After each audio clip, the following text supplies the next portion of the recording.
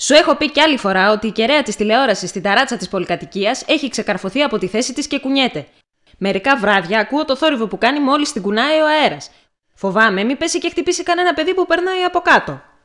Μήπως υπερβάλλει, μαμά?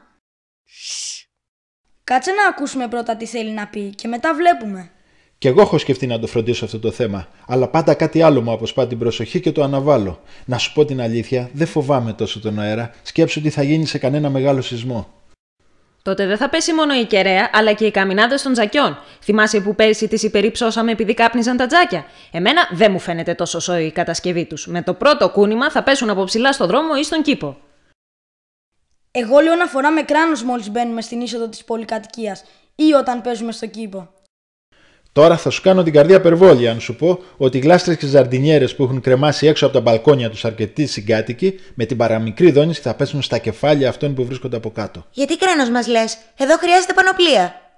Άσε, μη μου λες κι άλλα τέτοια, δεν αντέχω. Άκουσα ότι στους σεισμούς οι πιο πολλοί τραυματίζονται από τζάμια, οικοδομικά υλικά και διάφορα άλλα αντικείμενα που πέφτουν γιατί δεν έχουν στερεωθεί καλά.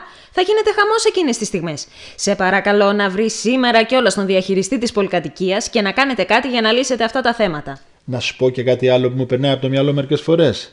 Σκέφτομαι τι θα γίνει αν κάνει κανένα γερό σεισμό τη νύχτα. Αν κοπεί το ρεύμα, δεν έχουμε ούτε ένα φακό να κατέβουμε τις σκάλες.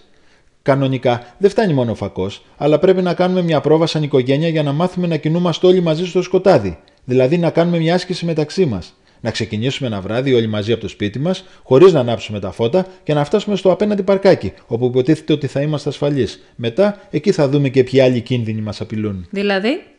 Να κοίτα, δίπλα είναι μια πολυκατοικία, από την οποία μπορεί να πέσει τίποτα με το σεισμό. Περνάνε από πάνω και τα καλώδια της ΔΕΗ. Φοβάμαι μήπως πέσουν τα σύρματα πάνω στη μεταλλική περίφραξη. Υπάρχουν κάμποσοι κίνδυνοι. Όλα αυτά θέλουν κοίταγμα πριν γίνει το κακό. Να τα δουν και τα παιδιά και να μπορούν να προστατεύονται και από μόνα τους. Μπορεί όταν κάνει σεισμό να μην είμαστε δίπλα τους. Είναι λίγο του πανικού οι ιδέες σου, αλλά οφείλω να ομολογήσω ότι είναι πολύ καλές. Να κρεμάσουμε και μια σφυρίχτρα ο καθένας στο λαιμό του για να σφυρίζουμε κάτω από τα χαλάσματα για να μας ακούσει η ΕΜΑΚ. Τώρα μας τα χάλασες. Είπαμε να τα σκεφτούμε όλα, αλλά να μην πάθουμε και καμιά νεύρωση. Ακούς τίποτα απ' έξω? Μήπως παίζουν πάλι ξύλο τα παιδιά? Που είχαμε μείνει? Α, ναι. Πρέπει να έχουμε και το αυτοκίνητό μας πάντα φουλαρισμένο με βενζίνη. Αν είναι χειμώνας, μπορεί να μείνουμε ώρες μέσα σε αυτό και να ανάψουμε το καλοριφέρ για να ζεσταθούμε. Κώστα, τα παιδιά σκοτώνονται απ' έξω. Κοίτα μην πάθουν κανένα ατύχημα. Τώρα να δεις τι θα τους κάνω. Ωχ, μ' άκουσε η πόρτα. Καλά λένε ότι την ώρα του σεισμού δεν πρέπει να κινείται κανείς. Το καλύτερο που έχω να κάνω είναι να μπω κάτω από το τραπέζι. Το έχω δει και στα φυλάδια του ΟΑΣ. Αχ, τι γρουσουζιά με δέρνει σήμερα. Τώρα πρέπει να κυνηγάω και το τραπέζι.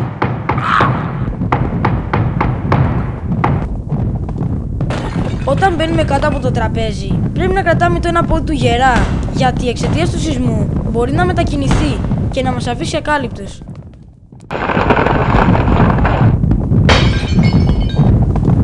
Πού να έβαλα την τσατσάρα μου? Μάλλον στο τραπέζι θα την άφησα.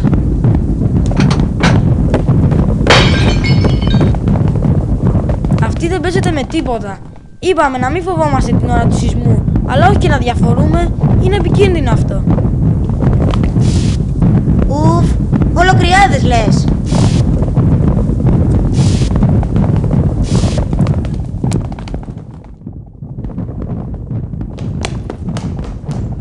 Ούτε με κράνος δεν θα γλίτωνα.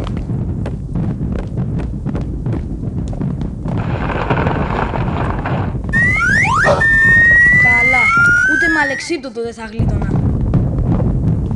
Ο χαζός αδελφός μου φταίει που είναι αυτή η βαλίτσα εδώ. Η μαμά του είχε πει να τη βάλει στο πατάρι, αλλά αυτός βαρέθηκε και την έβαλε κάτω από το κρεβάτι μου.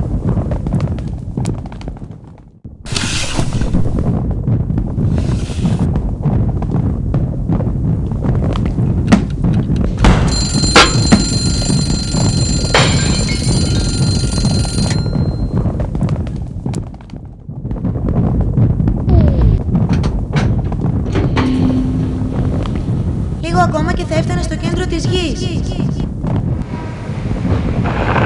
Το πεζοδρόμιο είναι επικίνδυνο, αλλά και στον δρόμο θέλει προσοχή. Οι οδηγοί των αυτοκινήτων δεν καταλαβαίνουν αμέσως ότι κάνει σεισμό και αργούν να σταματήσουν.